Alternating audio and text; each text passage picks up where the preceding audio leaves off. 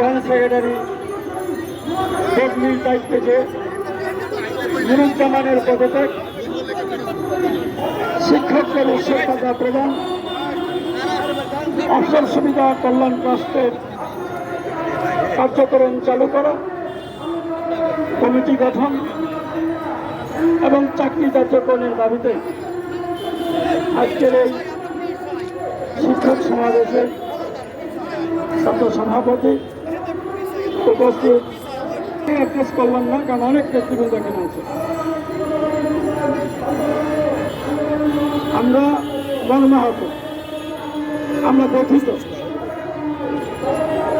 জুলাই আগস্টে ছাত্র জনতার যে বিপ্লব, ফ্যাসিস্ট হাসিনাকে যারা দেশ থেকে বিতাড়িত করেছে, জনগণের মধ্যে হাসি ফুটিয়েছে যারা, সেই ছাত্র জনতার বিপ্লবের সাথে প্রহসন করা হচ্ছে।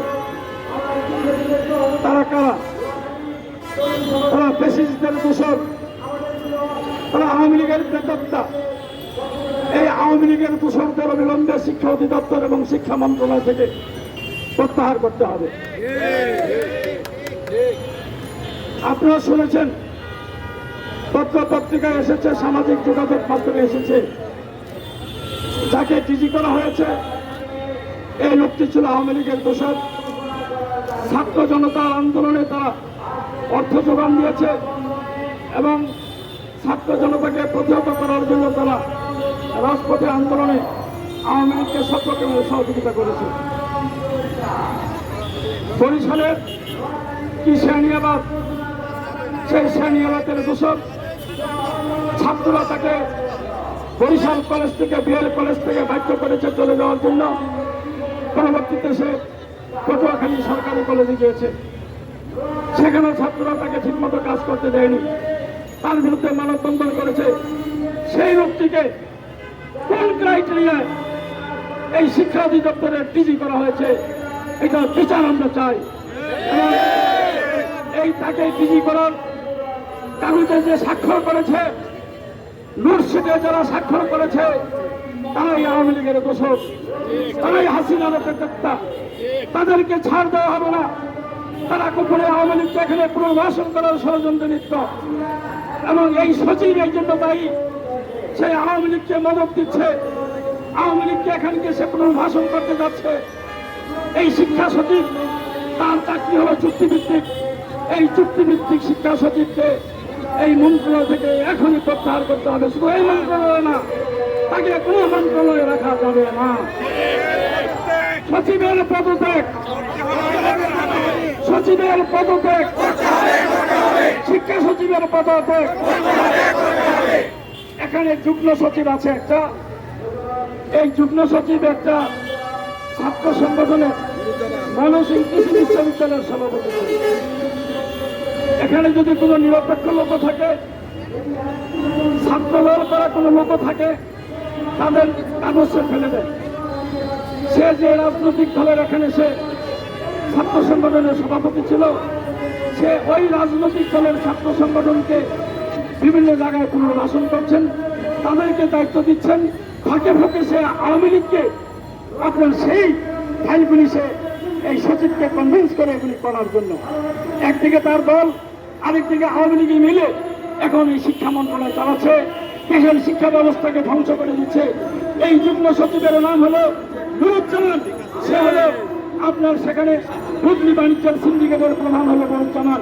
সাংবাদিক ভাইরা, এই নুরুজ্জামানকে এখান থেকে প্রত্যাহার যতক্ষণ না করা হয়, ততক্ষণ এই শিক্ষাক্ষেত্রে শিক্ষা মন্ত্রণালয়ের সবগুলি উইংসে নিরপেক্ষ লোক বসতে পারবে না, ভালো লোকেরা এখানে জায়গা পাবে না। তারা ব্রিফকেস নিয়ে সেখানে বিভিন্ন জায়গায় তারা বোর্ডের চেয়ারম্যান, শিক্ষা অধিদপ্তরের বিভিন্ন গুরুত্বপূর্ণ জায়গায় তারা বদলি করে। সুতরাং আমাদের আজকে স্পষ্ট ভাষায় বলতে চাই, এই শিক্ষা সচিব এবং এই নুরুজ্জামান যুগ্ম সচিব, তাকে বদলি না করা পর্যন্ত আমাদের আন্দোলন অব্যাহত থাকবে।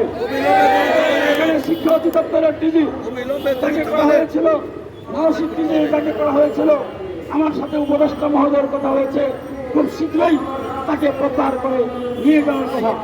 এই 2 দিনের মধ্যে যদি নিয়ে যেত, তাহলে হয়তো আমাদের আজকের এই সমাবেশটি করতে হতো না। সারা দেশের শিক্ষকরা জানে আমাদের সাথে তারা বলেছে যে তাদেরকে প্রত্যাহার করে নিয়ে নতুন ডিজি এখানে দেওয়া হবে। এবং আমি এটাও বলে এসেছি, যদি নতুন ডিজি নিরপেক্ষ লোককে না দিয়ে আবারও যদি নুরুজ্জামান সিন্ডিকেটেরা আবারও এখানে আওয়ামী লীগের কোনো দোষরকে দেওয়া হয়, আমরা কিন্তু শিক্ষক সমাজ মেনে নেব না। তাই আজকে স্পষ্ট আমাদের বক্তব্য, আমাদের শিক্ষককে, এই শিক্ষা অধিদপ্তরকে আমরা দুর্নীতি মুক্ত করতে চাই, এটাকে আওয়ামী লীগ মুক্ত করতে চাই, শিক্ষা মন্ত্রণালয়কে আমরা আওয়ামী লীগ মুক্ত করতে চাই।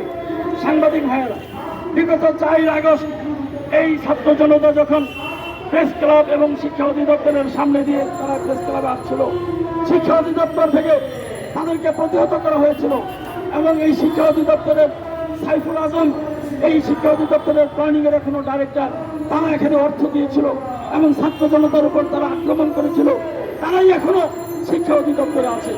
এই শিক্ষা অধিদপ্তরে যাদের তালিকা আমাদের কাছে আছে, এই তাদেরকে যদি প্রত্যাহার করে নিয়ে না যাওয়া হয়, যেই ঘটনা ঘটবে শিক্ষা অধিদপ্তরে, তার দায় দায়িত্ব এই অন্তর্বর্তীকালীন সরকারকে কিন্তু নিতে হবে।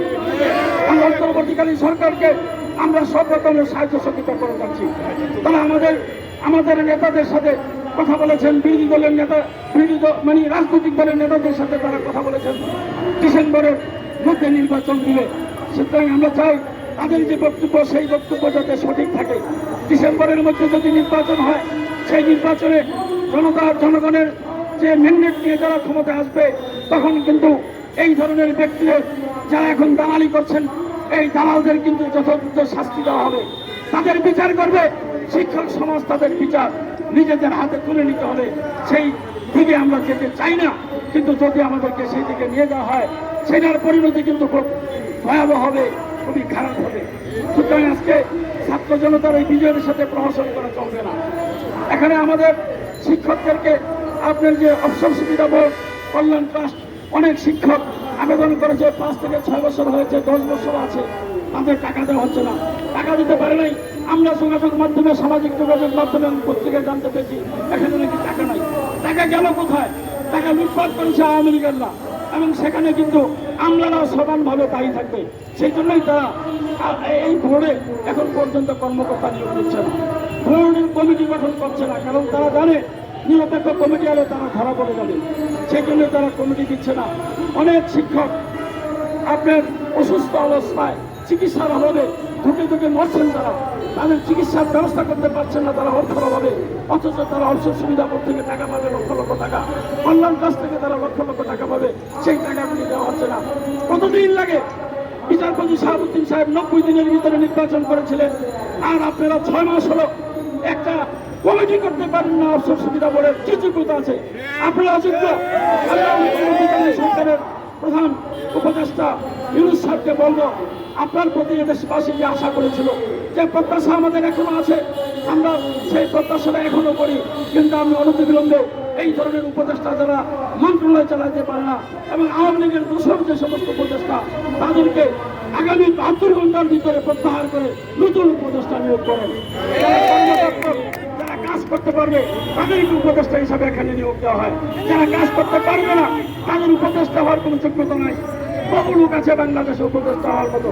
সুতরাং কেন ধরে ধরে আইন না ঝড়াগ্রস্ত, ভেটিগ্রস্ত এই সমস্ত লোকগুলি হলে উপদেষ্টা বানানো হয়, তারা সময় দিতে পারে না, তারা কাজ করতে পারে না। শিক্ষকদের জন্য, আমাদের শিক্ষকদের আপনার বিভিন্ন সমস্যা, এখানে একই সার্কুলার দেওয়া হয়েছে যে সমাজসেবামূলক কাজ যারা করে, জনপ্রতিনিধি যারা ছিল এবং যারা রাজনৈতিক দলের ব্যক্তিবর্গ, তারা শিক্ষা প্রতিষ্ঠানের গভর্নিং বডিতে আসতে পারবে, কিন্তু আমলারা সেটা হতে দিচ্ছে না। যখনই আমলাদের কাছে শিক্ষা প্রতিষ্ঠানের প্রধান শিক্ষক অথবা অধ্যক্ষ যখন তাদের কাছে তালিকা নিয়ে যায়, তাদেরকে ফেরত দেওয়া হয়, বলে যে আপনাদেরকে হবে না, আমরা করে দিব। আমলারা কেন করে দিবে? এখানে তো কোনো আমলাদের করে দেওয়ার জন্য প্রজ্ঞাপন হয় না। সেখানে পরিষ্কার বলা আছে যে তারা একটা পরামর্শ দিতে পারবে, তাদের সাথে পরামর্শ না দিয়ে তারাই ডিকটেশন দিচ্ছে, তারাই তাদের স্বাক্ষরে সেখানে বিভিন্ন আমলাদেরকে, মানে যারা মানে রিটায়ার্ড আমলা, সেই আমলাদেরকে বিভিন্ন প্রতিষ্ঠানের চেয়ারম্যান করা হচ্ছে। আমরা এটা মানি না। এখানে যারা শিক্ষক আছে, এক প্রতিষ্ঠান থেকে আরেক প্রতিষ্ঠানে শিক্ষকদেরকে দেওয়া হোক, যারা রিটায়ার্ড শিক্ষক আছে শিক্ষকদের দেওয়া হোক। আমলাদেরকে আমরা জানি যে তারা মানে কোনো শিক্ষা প্রতিষ্ঠানে কিন্তু এখন চালাইতে পারছে না, তারা হিমশিম খাচ্ছে, কারণ তাদের তো কোনো অভিজ্ঞতা নাই। আমাদের শিক্ষকদের দীর্ঘদিনের দাবি যে আমাদের এই শিক্ষা প্রতিষ্ঠানগুলি শিক্ষকরা ঠিক মতো চালাতে পারে না, কারণ এখানে রাজনৈতিক দলের লেজন বৃত্তি আমরা চাই না। রাজনৈতিক দলের নেতারা শিক্ষা প্রতিষ্ঠানের এমপি হতে চায়। কেন হতে চায়? কমিউনিটির চেয়ারম্যান হতে চায়, কারণ এখানে তারা বাণিজ্য করে। শিক্ষা প্রতিষ্ঠানের চেয়ারম্যান হয়ে তারা ব্যবসা বাণিজ্য করে রাজনৈতিক দলের নেতারা। আমরা বিএনপির যিনি শীর্ষ নেতা জনাব তারেক রহমানের কাছে আমরা অভিযোগ করেছি, বিএনপি যখন ক্ষমতা আসবে কোন রাজনৈতিক কোন নেতা যাতে এমপিরা যাতে শিক্ষা প্রতিষ্ঠানের চেয়ারম্যান হতে না পারে, পরিষ্কারভাবে ওনাকে বলে দিয়েছি। আর এখনো বলবো, রাজনৈতিক দলের নেতা হয়েছেন, এমপি হয়েছেন, এত লোভ কেন? এত লোভ কেন শিক্ষা প্রতিষ্ঠানের চেয়ারম্যান হতে হবে? শিক্ষা প্রতিষ্ঠানের চেয়ারম্যান হয়ে কোটি কোটি টাকা আপনারা আত্মসাৎ করেন। আপনার আত্মসাতের মানে জনগণ আপনাদের কাছে হিসাবও নিতে পারে না, কারণ আপনারা কেনার পরিবেষ্টিত থাকেন, আপনারা কেনার রাজনীতি করেন। সুতরাং আমরা সাংবাদিক ভাইদেরকে বলবো, আপনাদের শিক্ষক আমরা, শিক্ষা প্রতিষ্ঠানগুলির দিকে তাকান আপনারা। এই শিক্ষা প্রতিষ্ঠানগুলির রুগ্ন অবস্থা, শিক্ষা ব্যবস্থা ধ্বংস করে দিয়েছে হাসিনা। এর তাকিদে এখন ধ্বংস করছে এই অন্তর্বর্তীকালীন সরকারের অযোগ্য উপদেষ্টা। এখানে বই দিতে পারছে না ছাত্রদের। আপনি এখন পর্যন্ত ফেব্রুয়ারি মাস বই দিতে পারছে না, এটা কেন? এটা তাদের অযোগ্যতা। আজকে যদি অ্যাক্টিভ উপদেষ্টা থাকতো, আজকে যদি ভালো শিক্ষা সচিব থাকতো, দিন রাত পরিশ্রম করে ছাত্রছাত্রীদের বই দিত, তারা মনে করে আমরা চুক্তিভিত্তিক একজন সচিব হয়েছি, দরকার থাকি কোনো রকমে চেয়ারটা আরাম লাগছে কদিন আর থাকে, এবং বসে ষড়যন্ত্র করছে দীর্ঘদিন থাকার জন্য।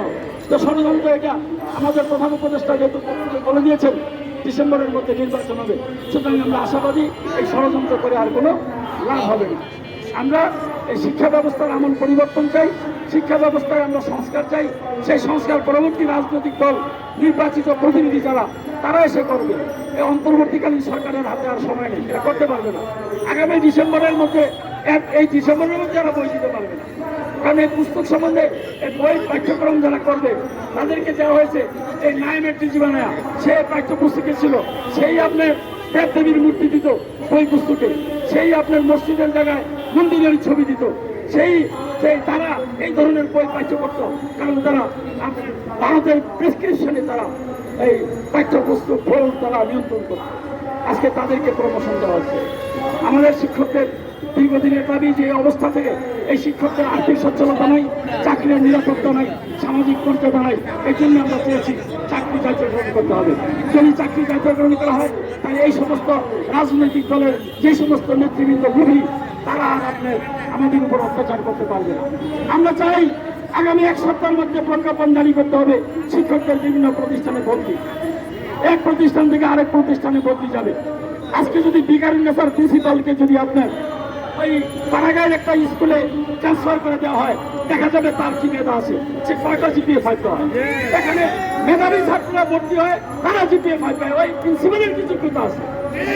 আরে এই মেট্রিক পরীক্ষা দিলে, এসএসসি পরীক্ষা দিলে জিপিএ 5 পেয়ে বোধ হয়, হ্যাঁ জিপিএ পরীক্ষা দেখ, এসএসসি পরীক্ষা দেখবেন, হ্যাঁ জিপিএ 5 পায় কিনা। সুতরাং মেধাবী অভিভাবকরা তার মেধাবী ছাত্রদেরকে এখানে দেয়, তারা জিপিএ 5 পায়, তারা ট্রান্সফার করে ওই একটা পাড়াগাঁয়ের স্কুলে দেওয়া হোক, পাড়াগাঁয়ের একটা স্কুলের হেডমাস্টারকে নিয়ে দেওয়া হোক, দেখেন সে আরো সুন্দরভাবে চালাবে। কারণ সে তো আপনার প্রকৃতির সাথে সংগ্রাম করে, ওই মহল্লার মাস্তানদের সাথে সংগ্রাম করে, এলাকার মাস্তানদের সাথে সংগ্রাম করে সেই স্কুল চালিয়ে আসছে, তার অভিজ্ঞতা বেশি। সেই জন্য আমরা বদলি চাচ্ছি, এবং বদলির বিষয়ে আমার শিক্ষা উপদেষ্টার সাথে কথা হয়েছে, সে বদলির বিষয়ে একমত হয়েছে। আশা করি এই একমত হয়েছেন, আগামী এক সপ্তাহের মধ্যে একটা প্রজ্ঞাপন জারি করে দেন, তাহলে ওই রাজনৈতিক দলের ওই সমস্ত নেতারা শিক্ষা প্রতিষ্ঠানের প্রধান শিক্ষকদের গায়ে হাত দিতে পারবে না। খুবই লজ্জার ব্যাপার সাংবাদিক ভাইয়েরা, আপনাদের এই শিক্ষকদের গায়ে হাত দেয় তথাকথিত রাজনীতিবিদরা, তারা শিক্ষকদের, মহিলা শিক্ষকদের গায়ে হাত দেয়, পুরুষ টিচারদের গায়ে হাত দেয়, তাদেরকে নির্যাতন করে, তাদের কথা না শুনবে। অনেক আপনার রাজনৈতিক নেতা আছে শিক্ষা প্রতিষ্ঠানের টাকা দিয়ে হজ করে, হজ করে তারা। এদের সম্বন্ধে আপনারা সোচ্চার হন, দেশকে বাঁচান আপনারা। আমরা আপনাদেরকে সহযোগিতা করব, আমরা শিক্ষক সমাজ আপনাদের কাছে পিছনে আছি। আমরা এখন একটি মিছিল বাইর হবে, মিছিলটি শিক্ষা ভবন পর্যন্ত যাবেন, এবং শিক্ষা সচিবের পদত্যাগ আর শিক্ষা অধিদপ্তরের ডিজিকে এখনই প্রত্যাহার, এবং নুরুজ্জামানের পদত্যাগ শিক্ষা মন্ত্রকের যুগ্ম সচিব, তাদের বিরুদ্ধে স্লোগান দেবেন।